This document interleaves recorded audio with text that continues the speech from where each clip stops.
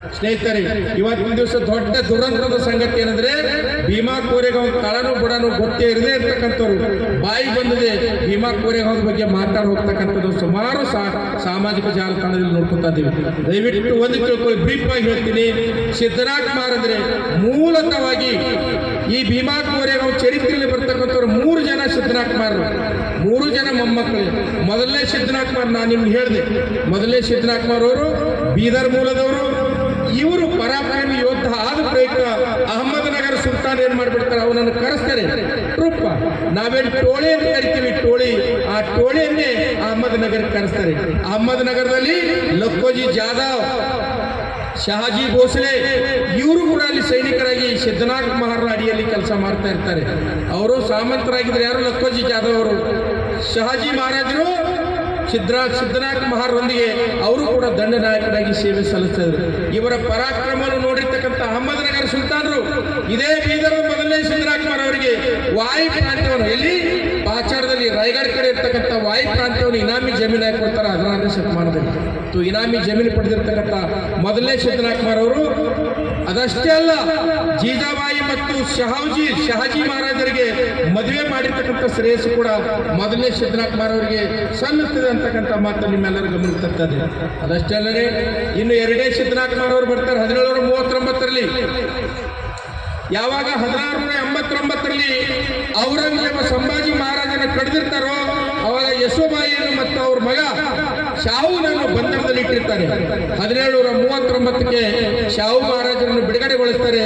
ಶಾಹು ಬಂದು ಅಷ್ಟೊತ್ತಿಗೆ ಸಾತಾರದ ಗದ್ದಿಗೆ ಮೇಲೆ ಶಾಹು ಮಹಾರಾಜರ ಚಿಕ್ಕಮ್ಮ ಅಂದ್ರೆ ಶಿವಾಜಿ ಮಹಾರಾಜರ 2ನೇ ಮಗನಾಗಿರ್ತಕ್ಕಂಥ ರಾಜಾರಾಮನ ಹೆಂಡತಿ ತಾರಾದೇವಿ ಪಟ್ಟದ ಮೇಲೆ ಕೂತಿರ್ತಾರೆ. ಆವಾಗ ಸಂಭಾಜಿ ಮಹಾರಾಜರ ಮಗ ಹೇಳ್ತಾನೆ, ನಿಯಮಾನುಸಾರವಾಗಿ ಈ ಪಟ್ಟ ನನಗೆ ಬರಬೇಕು, ಅದಕ್ಕೆ ನನಗೆ ಪಟ್ಟ ಕಟ್ಟಿಕೊಡು ಅಂತ ಹೇಳಿದಾಗ ತಾರಾರಾಣಿ ಒಪ್ಪಂಗಿಲ್ಲ. ಆವಾಗ ಆತ ಸೈನ್ಯವನ್ನು ಸಂಘಟನೆ ಮಾಡ್ತಾನೆ. ಶಿವಾಜಿ ಮಹಾರಾಜರ ಮೊಮ್ಮಗ ಶಾಹು ಸೈನ್ಯವನ್ನು ಸಂಘಟನೆ ಮಾಡಿ ಅವರ ಚಿಕ್ಕಮ್ಮನಾಗಿರ್ತಕ್ಕಂಥ ತಾರಾದೇವಿ ಮೇಲೆ ಯುದ್ಧಕ್ಕೆ ಹೋಗಬೇಕು ಅಂದಾಗ ಕಳಂಬಿ ಅಂತಕ್ಕಂಥ ಪ್ರಾಂತ್ಯ, ಆ ಕಳಂಬಿಯಲ್ಲಿ ವಾಸ ಮಾಡ್ತಕ್ಕಂಥ 2ನೇ ಸಿದ್ದನಾಥ್ ಅವರು ತಡೆಯೊಡ್ತಾರೆ.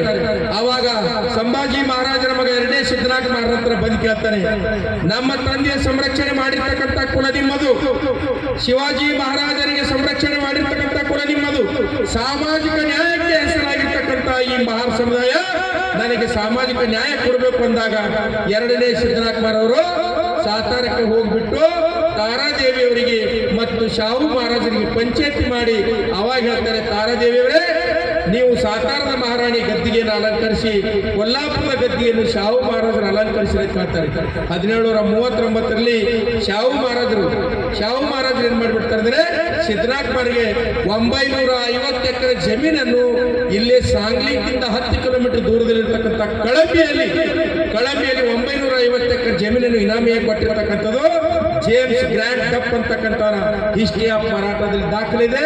ಮತ್ತು ಆ ಗ್ರ್ಯಾಂಟ್ ಕೊಟ್ಟಿರ್ತಕ್ಕಂಥ ಒಂದು ಬಿಲ್ಲ ಏನಿದೆಲ್ಲ, ಕಂಚಿನ ಬಿಲ್ಲ, ಅದನ್ನು ಭೀಮಾ ಕೋರೆಗಾಂವ್ ವಿಜಯೋತ್ಸವ ಪುಸ್ತಕದಲ್ಲಿ ದಾಖಲೆ ಮಾಡಿದ್ದಾರೆ. ಈ ರೀತಿ ಇಂತಹ ಪರಾಕ್ರಮಿ ಆಗಿರ್ತಕ್ಕಂಥ 2ನೇ ಸಿದ್ದನಾಥ್ ಮೊಮ್ಮಗನೇ 3ನೇ ಸಿದ್ದನಾಥ್. 3ನೇ ಸಿದ್ದನಾಥ್ ಒಬ್ಬ ಪರಾಕ್ರಮಿ ಯೋಧ ಅಷ್ಟೇ ಅಲ್ಲದೆ ಈತ ಬ್ರಿಟಿಷರಿಗಷ್ಟೇ ಅಲ್ಲ, ಆವಾಗ ಈ ಪಿಂಡಾರಿಗಳೇ ಬರ್ತಾ ಇದ್ರು. ಪಿಂಡಾರಿಗಳು ಯಾರಂದ್ರೆ ಡಕಾಯಿತರು ಅಂತ.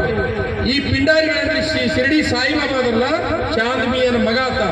ಸೊ ಈ ಪಿಂಡಾರಿಗಳಿಗೆ ಸ್ವಪ್ನ ಆಗಿರ್ತಕ್ಕಂಥ ಸೈನಿಕರು ಯಾರಾದ್ರಿದ್ರೆ ಮಹಾರ್ ಸೈನಿಕರು, ಜೊತೆಗೆ ಬ್ರಿಟಿಷರಿಗೆ ಸ್ವಪ್ನವಾಗಿರ್ತಕ್ಕಂಥವ್ರು ಮಹಾರ್ ಸೈನಿಕರು.